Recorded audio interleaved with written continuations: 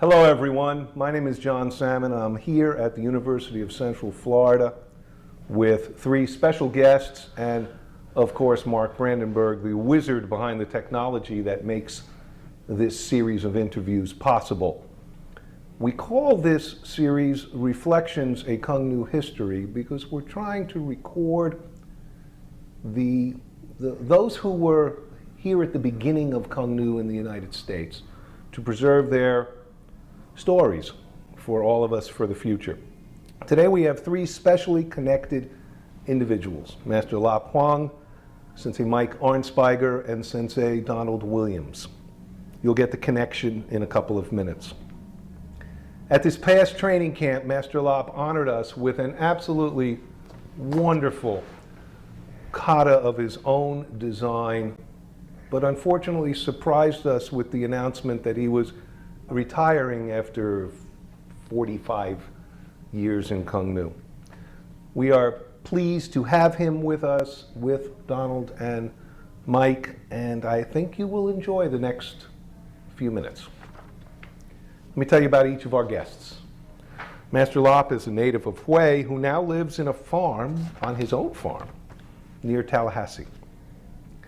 He was awarded an academic scholarship after high school in Hue to study in the United States and came to the University of Florida, where he received a bachelor's in science, a master's in civil engineering, and went on to work for the Florida Department of Transportation as a civil engineer, and he retired as the state chief engineer.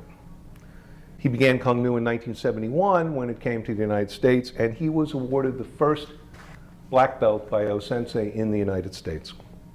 He was elected by his classmates at that time to be the chief instructor for Cuong Nhu in the United States when O-sensei went back to Vietnam in 1974. He later moved to Tallahassee, where he founded the Phoenix School. He's married to his high school sweetheart.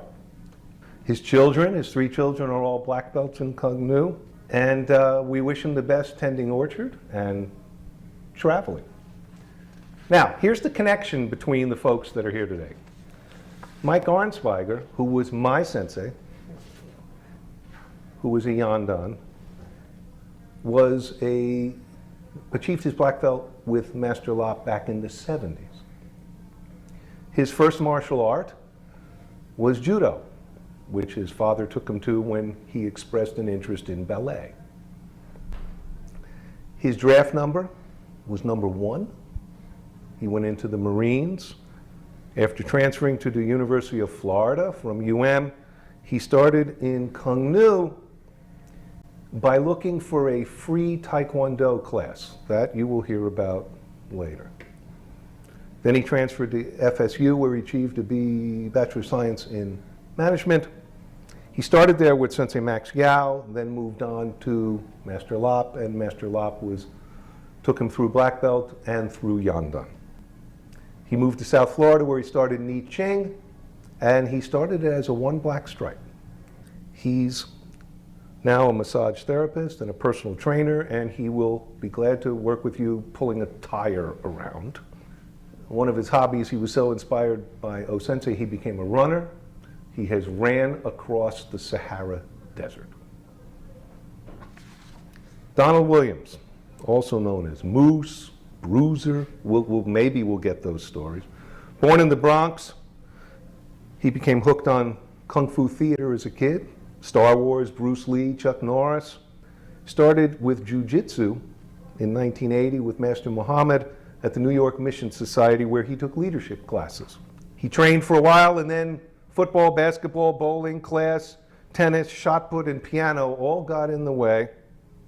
But he came back in 1988 when he went back to Cuong Nhu at Florida A&M University, where he was studying architecture. He is now an accomplished architecture, designing football stadiums and airports. He started in 1988 with Dr. William Hudson, sensei at Pegasus School, and then Master Lap took over his training when he was a brown belt and finished him very, very well. He was the head of the Pegasus School, the Fiho Dojo, Flying Tiger, and in 2004 moved to Orlando and started Kim Hip Si at UCF Golden Samurai School. He is a Sandan in Aikido, a Nidan with sword training, and Master Lap has 3 black belt children. We'll wait for Donovan. He's only about this big now, but maybe he'll get there one day. So, let's get started. Master Lap, how did you begin your journey in Cuong Nhu? Well, I met O-sensei in the spring of 1971 when he first came to the University of Florida as a graduate student. And when he opened his first class at the Beatty Towers dormitory, I was one of the maybe 18 or 20 students in his first class. Had you had any contact with the No family back in Hue before coming to the United States? His wife, Mrs. Dong, was my literature teacher. Wow. In high school. She taught me, and that was the year that she just graduated as a teacher and had my class, so it was a very good connection. I won't ask you who was the better teacher. So for the whole year, she taught us Vietnamese literature. But you didn't know O-sensei from Hue, or did you know of him? I knew of him. I saw him on stage in the theater. I heard him sing. Wow. Heard him recite poems, and knew that he was my teacher's fiance at the time. Other than that, I had never met him until that afternoon at the University of Florida. But you didn't know he was involved in martial arts? I know he was involved in martial arts, but I was in judo. And the Japanese at the time wanted judo to be in the Olympics. So they produced massive tons of movies and sent them all over Southeast Asia to portray judo as being the good guy and karate being the bad guy. Ah. And so I took judo and advanced in judo and really never had karate training then. Other than the connection, what attracted you to Cuong Nhu? Well, when I think what attracted me to Cuong Nhu was O-sensei. You know, he was there as a graduate student. I was there as an undergraduate student. I know that he was about 12 years older than me. Mm-hmm. And so when we met, we had some very good relationship, very good connection, good feeling toward him as a role model. He was a very kind person, but very talented, both in his speaking skill, very eloquent, very articulate, very outgoing, and also very kind. So that's basically why I took martial arts from him. I don't think it really mattered whether he was teaching Cuong Nhu or ABC or judo or something else. It was, just the teacher that I was attracted to. Now, I've had other people tell me, so it's not my knowledge, that his knowledge of English was very limited when he first came to the United States. Well, it was limited to the American standard, but to him, I think he felt like he had very good command of English. The first night, the night that I met him was the first day he landed in Gainesville. And Dr. York, who later became president of the University of Florida, invited all of us to his house for dinner. And Dr. York at the time was the Dean of Agriculture School. And maybe a dozen Vietnamese students, including O-sensei, me, And at the end of the dinner, O-sensei was the one that stood up and say thank you. Even though most of us had been here and felt like our English were better, but I think he had that Excuse me. skill, diplomatic skill. I think it's limited, but actually it's not, because he produced a dictionary of English Vietnamese before he landed in the United States. Wow. That was later reproduced many times and sold all over Vietnam. So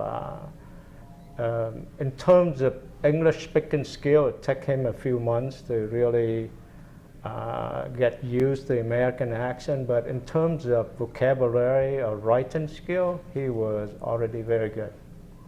Excellent. So tell us about those first days of Cuong Nhu in Gainesville, in the gym or on the field? The first class was held at the BT Tower, which is a dormitory where O-sensei stayed in, and we work out in the cafeteria. And so we had to wait until everybody finished the dinner, and then we would come in and we would push the tables and the chair to the side, and we work out for like an hour and a half, and then we put the table back to where they belong. And so that was at the Betty Towers for maybe 2 semesters. And then the class got really big. The first class we had maybe 20 people, second class another 30, so together we had 50. And so we had to move, and we ended up moving to the basement of the Florida gym. Would we recognize any of the names of some of your fellow classmates? Oh, absolutely. I mean, Frank Van Assen is still with Cuong Nhu very actively at the last training camp. Mary Davis, unfortunately, she passed away, but she was active until she got to 7th or 8th Dan. Those were people in the first class. And Hieu Lee, another Vietnamese from Huế, and we are still very close friends. We're still in touch all the time. Other than that, I have not really been in touch with the rest of them.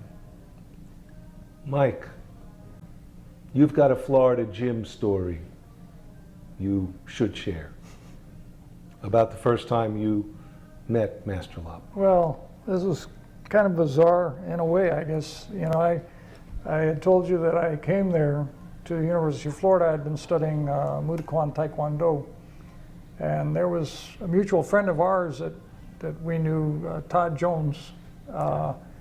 It was at the University of Florida at the time too, and he was a Muay Thai Taekwondo instructor. I didn't know that at the time, but I saw signs up around the campus: free Taekwondo.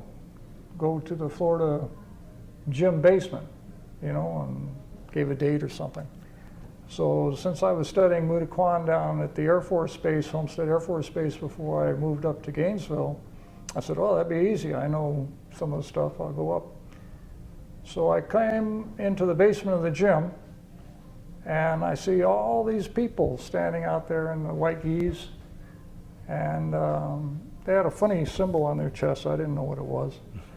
And I asked one of them, as a white belt who was standing there before the class, I said, do you know where the Taekwondo class is? And they said, yeah, I think they work out after we do, you know. I said, okay, cool. They said, yeah, why don't you stay and wait, you know, you can watch our class, you know. And I talked to a couple, and they're really nice, which was kind of weird, because most of the karate people I've been associated with in the past, if you're outside the group, you don't approach the group. It's just a different mentality.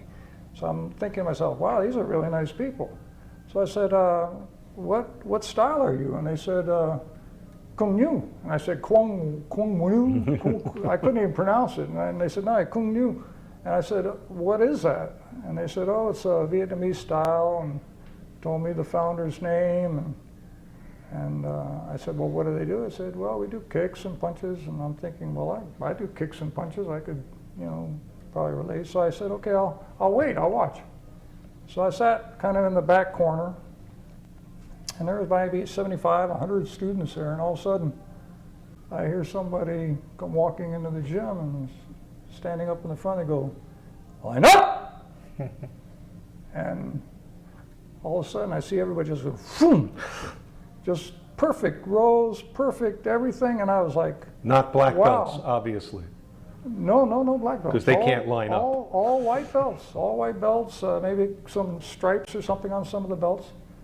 And I was thinking, wow, that's just like the Marine Corps. These guys really have it down. You know, I really respected that.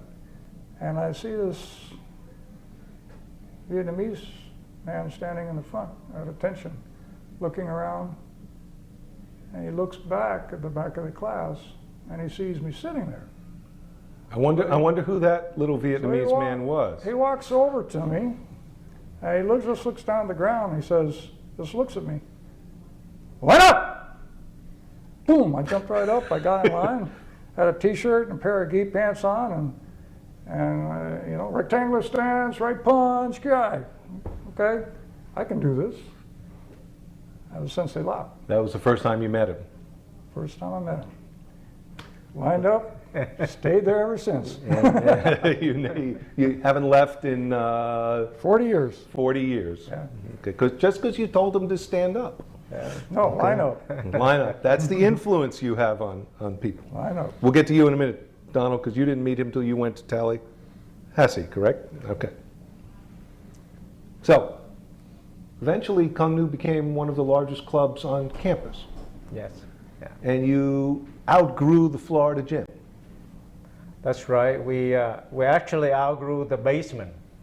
And so they let us work outside at the Florida field, the AstroTurf football field, for a couple of years, I believe. Yeah, 1973 to, you know, a few years later. That's a big space. Yeah, yeah. And it's hot. Well, classes are usually held 5:30, 7 o'clock, so it wasn't too bad. One beginning class, I think the largest one was a samurai class with Jan Nelson and Joe Montague and Malcolm and some other people. I think we had over 200 beginning students. Yeah, so that was one of the large classes. You brought up the samurai class. At that time, classes took names. Right. Well, it was a tradition that started by O-sensei. Each class would get together and choose a name. And we chose Dragon class as the first one. And then they have Phoenix class, they have Shaolin, they have Samurai, Black Star class, Mike. Did you have a class name? No, I did not have a class name. My instructor did, which was Pegasus. Okay. Which is why we had the dojo called Pegasus Dojo. So, Any students stand out in your memory from those days? Lots of them, yeah, yeah. Well, the one that stayed longer, certainly, you know, we would remember them more. But there are others that, you know, that, you know, we're all very fond of each other. Mm-hmm. Yeah. Tell us about O-sensei's teaching style. Oh, I think his teaching style, he was one of the best teachers in the world. Mm-hmm. And in terms of karate and Cuong Nhu, he simplified it so that people can learn it quickly. I think he taught us how to teach, meaning that every class that we teach, we need to touch our student at least 3 times, either in the hand, check the stances, show that we really care toward our students, you know, talk to them. So in the beginning, the class meet for maybe 45 minutes, and we all sit down and talk philosophy for 10, 15 minutes. And then we'll work out. So it's a very balanced, and you know, I think he keep up with the students. He know what we can do and what we cannot do, and he tailor it toward each of us. So I appreciate that very much. Yeah. You were the first black belt in the United States. Well, the first black belt tests were conducted. 3 of us took the black belt together. Me and Phil Morgan and John Benson. And all 3 of us were promoted to black belt at the same time at the picnic. You know, we had to do sparring, ball breaking, self-defense, kata, that kind of thing. And the three of us were chosen to be the first three. But then just like a week or two later, you know, at one of the class, he promoted me to first degree black belt. I'm not sure whether it was my birthday or he just wanted it to be special, you know, but I think it would surprise me because we were just working out and he handed out a diploma and a red stripe. So in terms of black belt, to get the record straight, three of us took it together, but I was the first black belt, first degree in Cuong Nhu. During that time, did he talk about the schools back in Vietnam, or was there any contact with those schools? Oh, absolutely, yeah. I know some of my friends were O Sensei students. They were in Cuong Nhu. Cuong Nhu in Vietnam was, in Hue, was really big. I think they had almost like 1,000 students. Wow. Yeah, between 65 and 1970 before he came to the U.S. So yes, I knew that Cuong Nhu was still active there, but I wasn't really in touch with them. There came a time when O-sensei went back. He graduated. He had his PhD in entomology. Right. And my understanding is that your classmates voted you to be the chief instructor for the United States while he was back in Vietnam. Yeah, I think a couple months before he left. You know, he left in June of 1974. So in the spring of 1974, he also surprised everybody, at least he surprised me, by calling all the advanced students together in the class. And he gave each of us a piece of paper and he expressed that he wanted continuity, that after he left, there'll be somebody who provide the leadership. And this person would be called the chief instructor. And he or she would chair the black belt committee, and that committee, together with the chief instructor, could promote people up to black belt. Okay, because we were all just brand new black belt, you know. So if we have a committee, we could test people, and so you know, everybody write the name of the people they thought that should be chief instructors, and I was elected with 100% of the vote.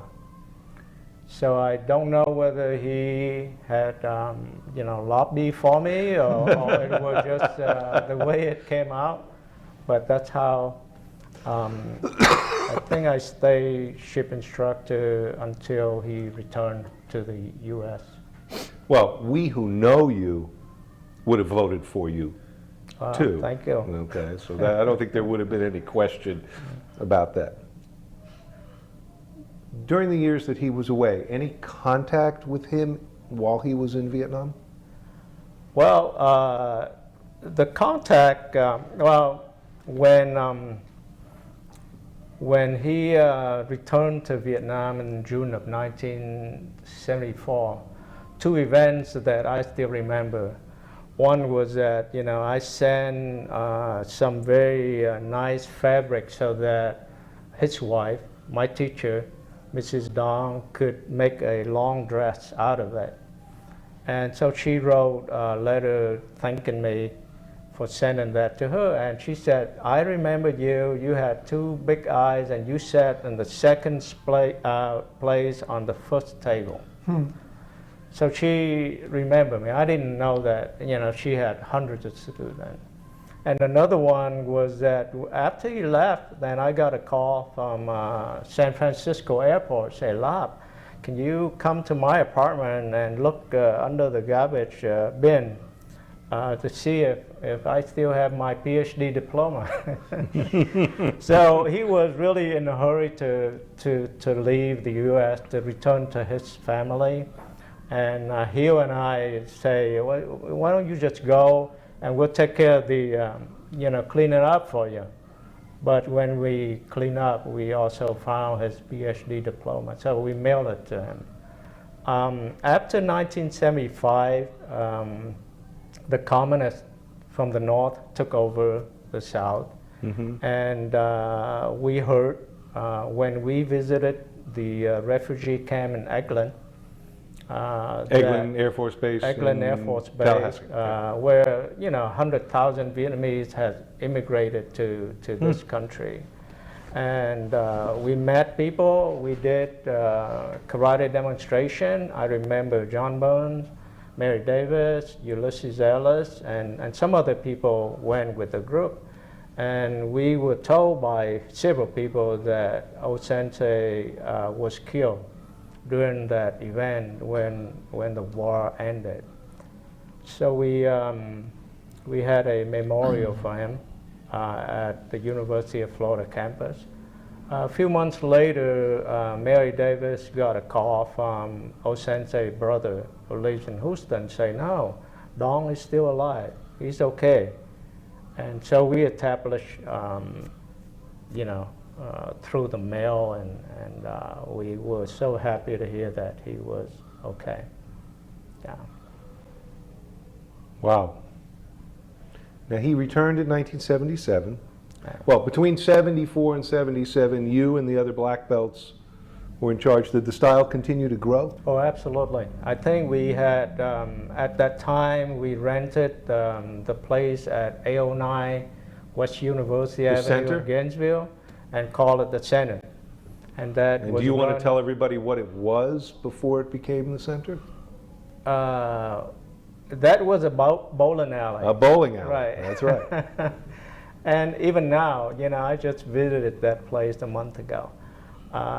But at that time, we rented it, and I think Ed Schroeder and Ted Strictly ran the place. Ted was president of Cuong Nhu Karate Association, and Ed was one of my students.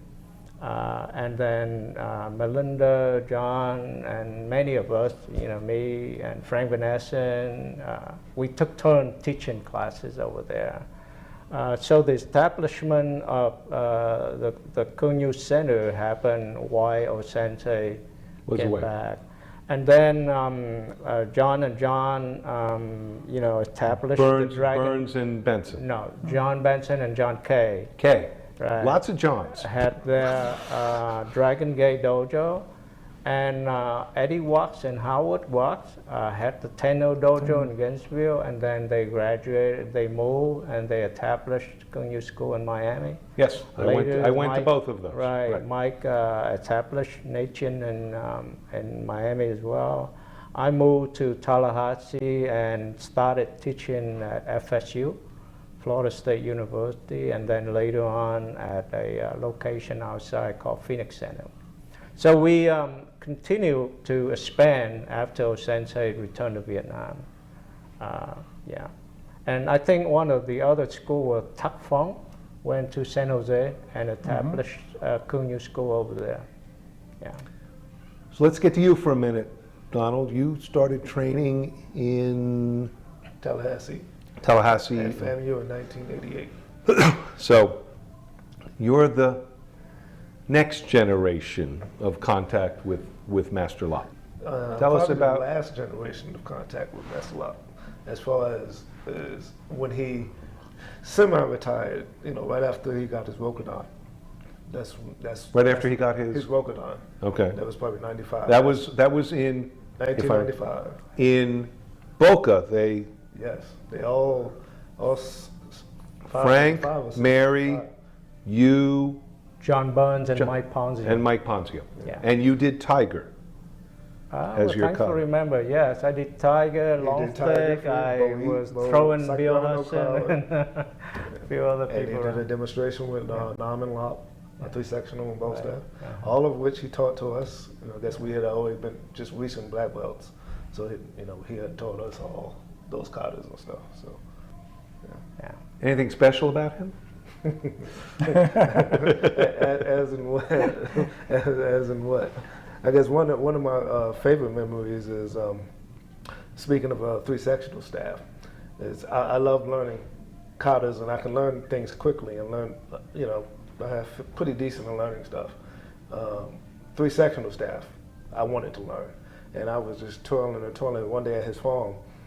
And I guess I kept hitting myself, and he said, you need to spend another year just twirling because you're afraid of that weapon. And it was true. I was afraid of getting hit by that weapon. And so he never really actually taught me any more than a couple of moves of that. And I never really got any further because I just got afraid of it. Afraid of getting hit. Since you brought up a weapon, I'll tell my Master Lap story. You don't remember this at all.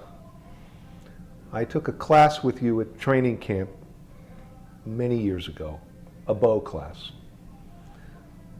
And you, after the class, you took us aside, and I've taught my students this ever since. And you said, I want to make a comment on the demonstrations. I don't understand why you go through all the weapons, and then you do knife last, and you put down the big stick. Don't ever put down the big stick. When you get the big stick, you keep the big stick forever. And that was, talk about weapons. I'll never forget that. And all of my students have always started with knife in their demo, because when they get to the big stick, they don't put down the big stick. Tallahassee, you opened up which school? Well, I opened up the class at Florida State University in 1976, and then the Phoenix Center outside on South Adam later. And then later we moved to a different location on Capitol Circle, so we moved to a different location. And then my student taught at, I think Mike and John and others taught at FSU and also at FAMU. Bill Hudson was in my first class, and he opened up a school at FAMU. I think Bill also taught for credit. Yes. Yeah. The At FAMU FAMU. class was the 2 credit hour PE class. Yeah. Okay, so now, and that was in 1988. So Yeah, so in the 1980, I think we were very active in Tallahassee. Yeah. Yeah, until about 1995, like Donna said, and you know, I moved out of Tallahassee, and we sort of just. And you took over at that. time. No, I didn't take over at that time. In '95, I was going. At that time, I was still going to Phoenix Center and Pegasus at the same time. And I think Leonard Holt was the head instructor of Phoenix at the time when Bill Hudson was the head of Pegasus. So I was still training at both. And we still had a healthy school for a couple of years. Yeah. 1977, someone came home. Round homecoming. Tell us about that. Well, Osente, his wife, and the 4 children became the boat people. They escaped Vietnam by boat. And after 3 days or 4 days and 4 nights, and running out of water, running out of food, they almost ready to give up life. And an Indonesian ship picked them up, took them to a refugee camp in Indonesia, and that's when we got in touch with them. And a few months later, homecoming day at University of Florida, Osente and his family returned to Gainesville. Tell us a little bit about Mrs. No. Well, Mrs. Dong was my teacher in high school. She was a really sweet person. I remember that after the family, Osensei and his family returned to Gainesville, that every time I come and visit them, I would sit here and I would listen to her talking literature and Vietnamese music. I would listen to Osensei over here talking martial arts. I think they both wanted me to be, quote unquote, he's my student. All right. Mark can edit this out if you want us to. But tell us something about Quinn, Bao, An, and Tu that you remember when they were kids. Well, you don't need to edit them out. I love them. You know, I always have, and They called him I Uncle. still do. Yeah. They refer me to as their uncle, and I call them the kids. They're not kids anymore. Well, Sensei and I have a way to refer to them as the children. Uh-oh. Sensei say trẻ con, meaning the kid, and I say trẻ con, okay? Because when they first came over to this country, Quinn was 11, Bao was 12, and Bao is that high, but at the time he was only up to here. So he was, so anyway, we, I was very fond of them, and they were very fond of me, and I love them, and I think they loved me and they respected me. They, when I announced my retirement from Cuong Nhu, I obviously checked with Grandmaster Quinn first, a few months earlier than that, and he said, yeah, you can, but when I need you, then you have to make yourself available. So I said, sure, that's a promise. And Bao and I we still through Facebook in the last few months, maybe private message back and forth every week or so. That's great. So nothing really to edit them out. They are, when I refer to them as Grandmaster Quinn and Master Bao, but to me, they are like my nephew. Can two beat up her brothers? Well, Osente always told me that in his 4 children, 2 was the one that is very much like him. Not the 3 boys, but the girl. She has the skill that he had in leadership, the same mental, the same mindset and everything. And I see that sometime in her. Yeah. Quinn certainly has the most resemblance in terms of physical look, but in terms of character, too, was very close to Osente. Donald, share with us something special about the gentleman sitting next to you. His teaching, his friendship, a funny story, a poignant story, a silly story. I don't know if I have anything funny. Well, that says something. That would be hard to come by. It's probably more funny because of being out there. Because when he moved to Monticello on his farms, he has persimmon farms, and so he has rows and rows of the persimmon trees, and he would get us, the students, to come out there and prune the trees. Okay. Sounds like wax on, wax off to me. Pretty much. But you can imagine a New York City kid in the forest with a sharp instrument. With a sharp instrument. Right. So he goes off and he leaves us out there pruning trees. And then he comes back and he looks at the trees and says, "What happened to my tree? All my branches are gone." He said get rid of all the dead branches, so we got rid of all the dead branches. Have they come back, Master Lap? Have the trees come back? We really had a good time though. Because I remember Dino Kitchen. I had a student named Dino, and Dino was voted one of the top 5 lawyers in Florida. He represented our war when they were fighting for votes with Jeb Bush. And he was out there in the farm, pruning, cleaning, just like anybody else, and never complained. We had a lot of good time. We went fishing with the Cuong Nhu student, farming, doing all kind of things. Yeah.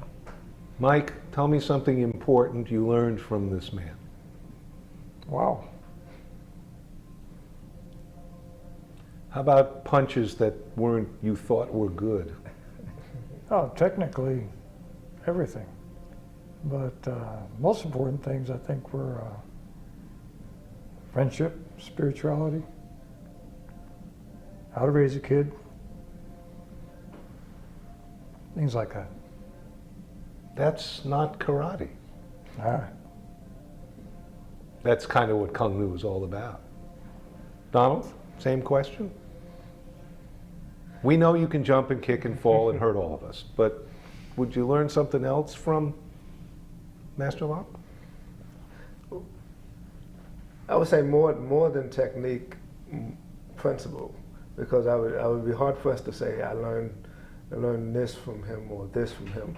But when you see him move and do things, as far as soft down and how his body moves, and explaining things, that is what he has ingrained in me as far as principles. So like if I'm starting to do soft style, now I'm starting to think about moving my hands, how he moves. And I was watching Mike a couple of weeks ago doing things at the seminar. I was like, that's messed up, because he was stepping off and like, boom, that's messed up. And so we all have that kind of, that stamp of that's him. Yeah. So it's not a technique that you can say, but as soon as you see It's a it, feeling. that's it.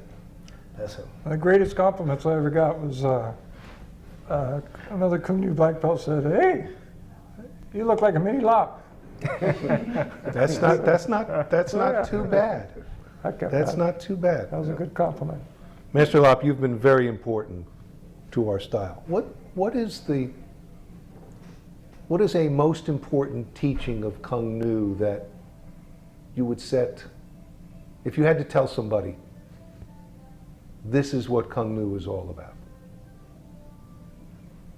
I have always viewed Cuong Nhu as a big family, and I think we've heard that term a lot, but a lot of time we don't really understand what it means. When Master Nhang came, the Cuong Nhu instructor from Vietnam, Yes. came over here, I've written to him a year before that, explaining what Cuong Nhu family mean, and it really he had no clue. But the second day he was at the training camp, then he started feeling it, and the third day, when he came back with us, he knew, he felt, he said, now I understand what Cuong Nhu family mean. So basically, even though I retired from Cuong Nhu in 1995, 20 years ago, I still hang around with the people because I feel, I'm still a part of the family. And, I still do right now, but, I think what Cuong Nhu is different than other martial arts style wasn't in our technique, but more or less the way we treat each other. We care and we feel good when we with each other. So I don't know anything else to say, gentlemen, to end this. I agree, Donald agrees, Mike agrees, Mark agrees, and his students who are watching this agree. You are not allowed to retire. You have to keep coming back. Not just when we ask you, but know that we'll miss you. thank you. Thank Yeah, you. I appreciate that. Yeah.